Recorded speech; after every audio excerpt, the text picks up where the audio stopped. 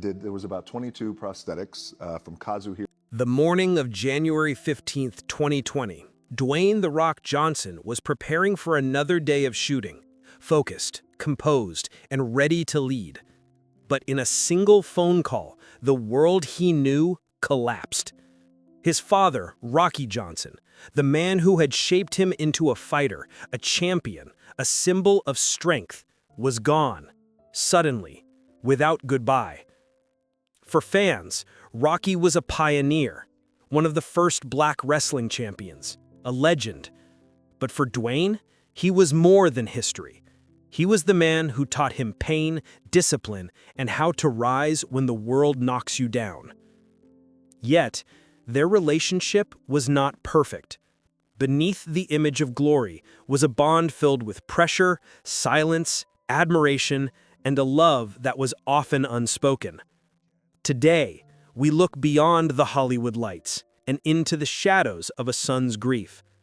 This is the untold story of Dwayne Johnson and the father who forged him, then left without warning.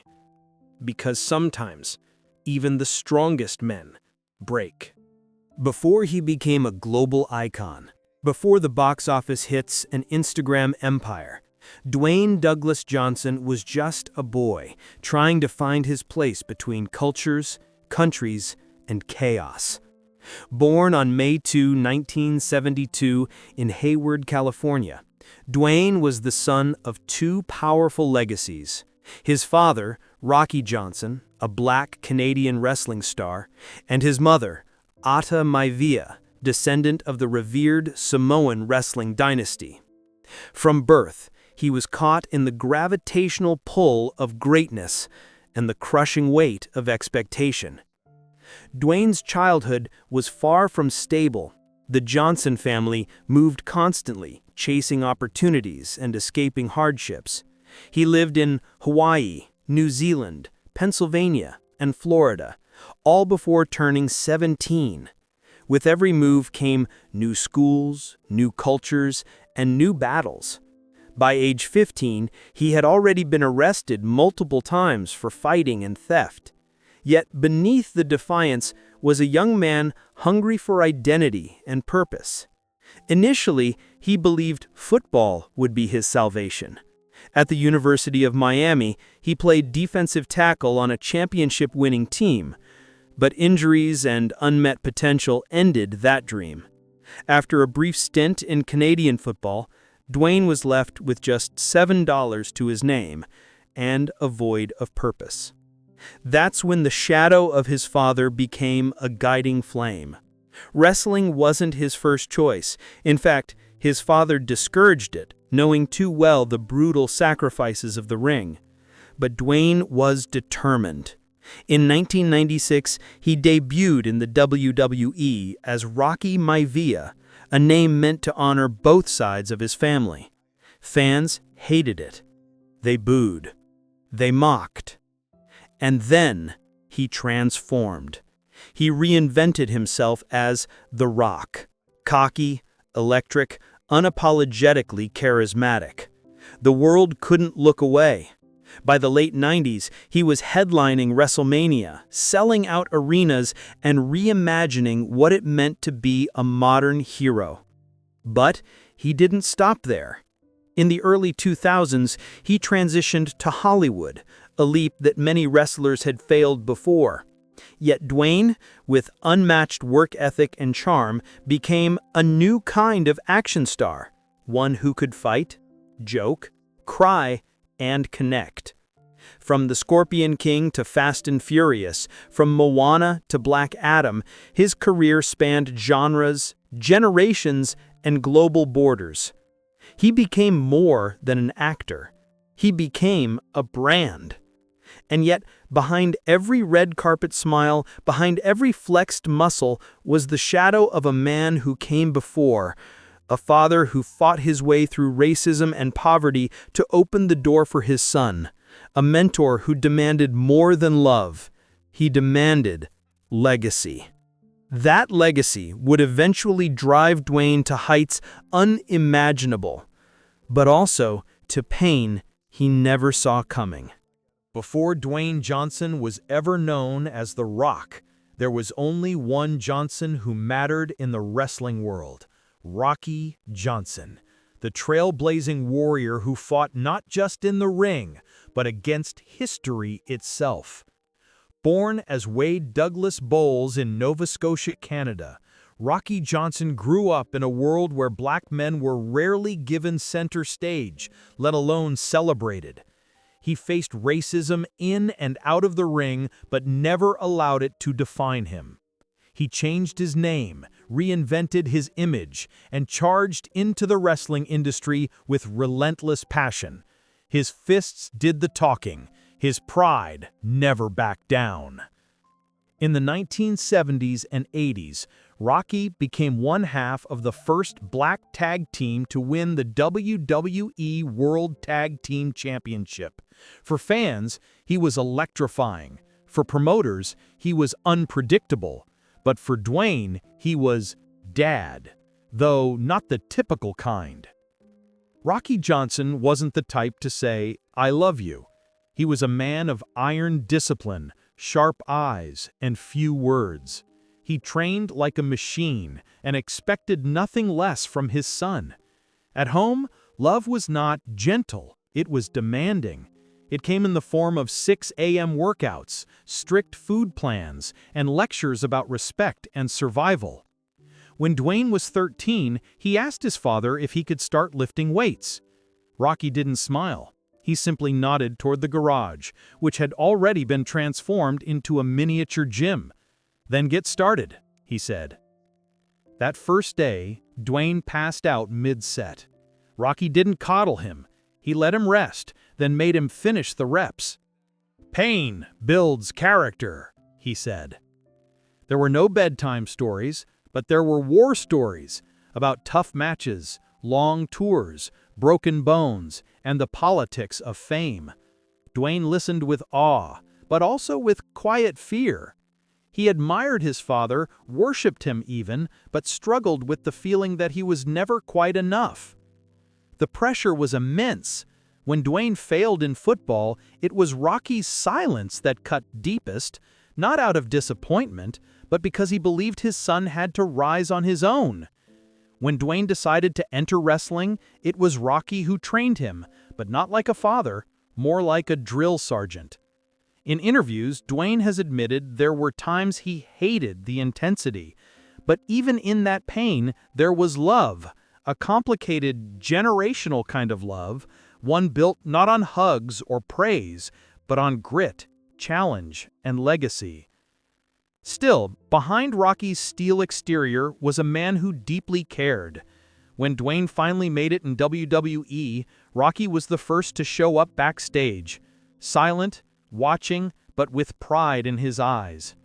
When Dwayne starred in his first movie, Rocky flew to set, shook his hand, and simply said, "You did good, boy." As Dwayne rose to international fame, their relationship remained distant but respectful. The phone calls weren't frequent, but the bond was there, strong, even if silent. Rocky was never the soft parent. That role belonged to Ata, Dwayne's mother. Rocky was the standard, the mountain to climb, the voice in his son's head that whispered, "Don't you dare give up." And then, without warning, that voice disappeared. The father who taught him everything, how to train, how to fight, how to endure, was gone. But in many ways, Rocky Johnson never truly left, because everything Dwayne Johnson became began with him. It was just another winter day in early 2020. Dwayne Johnson was immersed in work, filming, producing, managing his ever-expanding empire. His schedule, as always, was relentless. But that January morning would shatter everything. The call came suddenly. Rocky Johnson, 75 years old, had been found dead in his home in Lutz, Florida. At first, the news reports were vague: a sudden illness, a medical complication. But soon, the truth came into focus. Rocky had suffered a massive pulmonary embolism, a blood clot that traveled to his lungs, cutting off his oxygen supply. It was swift, silent, and fatal. The day before his death, Rocky had reportedly complained of flu-like symptoms, nothing unusual for a man his age during the winter season, but he refused to see a doctor. Just a cold, he likely told himself. He was a wrestler, after all. Toughness was second nature. Pain was something to push through, not talk about. But this wasn't just a cold. Behind closed doors, Rocky had been struggling with deep vein thrombosis, a condition that causes clots to form in the legs and travel through the bloodstream. It's a condition many ignore, until it's too late. In Rocky's case, the clot struck hard and without warning. No one was around to help. He died alone. When Dwayne received the call, he didn't scream, he didn't collapse, he froze. For a moment, he was no longer The Rock, no longer the world's highest-paid actor or the smiling face on every magazine cover. He was just a son, staring into the void left by a father's sudden departure. In the aftermath, Dwayne dove deep into researching what had taken his father so suddenly. He learned about blood clots, silent symptoms, and how dangerous denial can be. He began speaking publicly about men's health, encouraging fans, especially older men, to take their bodies seriously. Behind the biceps and bravado was a son in mourning, a man who had faced villains in the ring, disasters on screen, but could not fight death. The loss was swift, cruel, and irrevocable. And yet it opened a space, raw, aching, where Dwayne could finally begin to say the words he'd held in for too long. Not in person, not to his father, but to the world. It was a quiet ceremony. No stadium lights, no roaring crowds, no spotlight. Just family, friends, and the heavy silence that comes when a giant falls. Rocky Johnson's funeral took place on a cool January morning in Florida. The location was modest, dignified, but not grand. Just as he might have wanted. No public fanfare, no camera crews. Only those who truly knew him gathered to say goodbye. But outside the walls of that funeral home, the world mourned. From WWE superstars to fans across the globe, tributes poured in. Social media became a sea of memories, old match clips, heartfelt messages, photos from the 70s and 80s. Legends like Hulk Hogan and Ric Flair sent condolences. Vince McMahon himself issued a statement. Rocky Johnson broke barriers in our business, and his legacy will live forever. Inside, however, it was not a celebration of history. It was the grieving of a son, a wife, a family. Dwayne arrived early, dressed in black. No sunglasses, no entourage. Just a folded letter in his hand and a storm in his chest. His mother, Ada Johnson, sat beside him, graceful, silent, eyes red from tears. She had lost a partner, a fighter, a complicated love. He had lost a father, a symbol, a myth made real. There were few speeches. The room didn't need many words. A Samoan prayer was sung softly, raw and haunting, the kind of melody that carries generations. Then a minister rose and invited Dwayne to speak. He hesitated for a breath, then stood.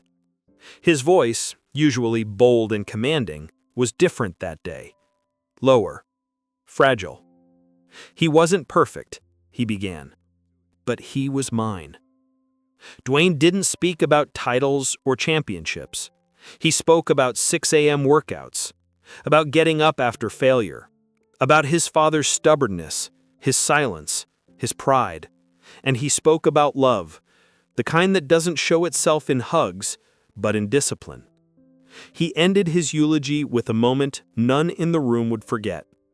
From his coat pocket, Dwayne pulled out a pair of worn leather gloves, black, cracked at the knuckles. "These were the last gloves he wore in the ring," Dwayne said. "He gave them to me when I debuted. Said, 'You better earn them.'" He stepped toward the casket, paused, then gently laid the gloves across the lid. "He earned them," Dwayne whispered. "And now, I hope I've earned you." As the casket was closed, Ada leaned forward, placing her hand on the wood.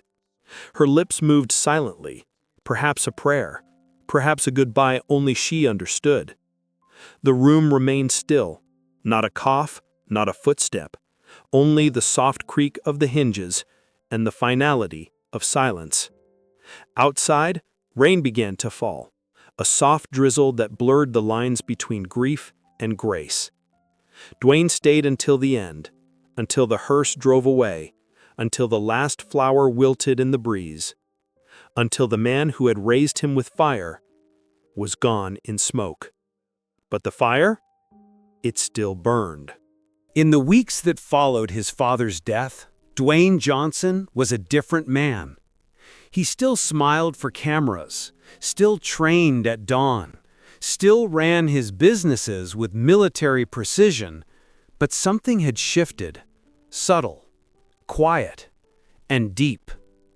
In private, he mourned not only the loss of a father, but the loss of time, the conversations they never had, the words never said, the embrace they never shared. For the world, Rocky Johnson was a pioneer. For Dwayne, he was unfinished business. He admitted it candidly in an emotional video to his fans. "I didn't get a chance to say goodbye. I'd give anything to have 5 more minutes with him, to tell him thank you, to say I'm sorry, to say I love you." For a man known for his strength, these words struck differently. Vulnerability, raw and exposed, was a side of The Rock few had ever seen. In those quiet days, Dwayne turned inward. He paused major filming commitments, spent more time with his daughters, visited his mother more often. He began reflecting not just on what he had inherited, but on what he would pass down. He started sharing more stories about Rocky online, his struggles, his triumphs, his flaws. He wanted the world to know that behind the legend was a human being, complicated and courageous. And then, he acted. Dwayne launched several initiatives honoring his father's legacy, including programs for at-risk youth and scholarships for aspiring wrestlers. He used his platform to talk about mental health, grief, and the importance of checking in on loved ones, especially the strong ones. He also began revisiting the idea of legacy in his own projects. Films like Young Rock portrayed not just his career rise, but the tender, chaotic, formative moments with Rocky.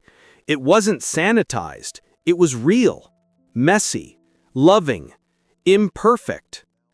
And above all, he promised one thing: to be the father to my children that I wish I had more time to understand. In every interview since, when asked about strength, Dwayne no longer talks only about muscles or hustle.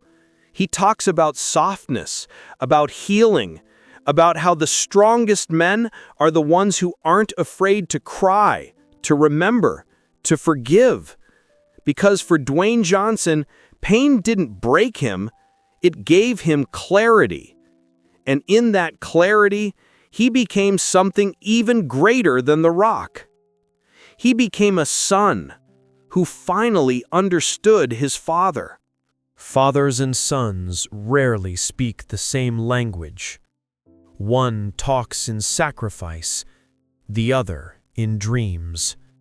One builds the road, the other walks it, never fully understanding how hard it was to lay each stone. Dwayne Johnson's story is not just about fame, success, or physical power. It's about a quiet war between generations, about expectations, silence, discipline, and ultimately, love. It's about a son who grew up in the shadow of a giant, and only when that shadow vanished did he finally see the man behind it. Rocky Johnson may have left this world without farewell, but he never truly left Dwayne. He lives in the training sessions, in the grit, in the refusal to quit, in every "I got this" whispered under the Rock's breath. There is a trace of Rocky's voice. And maybe that's the real legacy, not just what we inherit, but what we choose to become because of it. Now we ask you, have you ever realized the depth of someone's love only after they were gone? Let us know your story in the comments, and if this touched your heart, don't forget to like, subscribe, and stay with us for more untold stories behind the spotlight.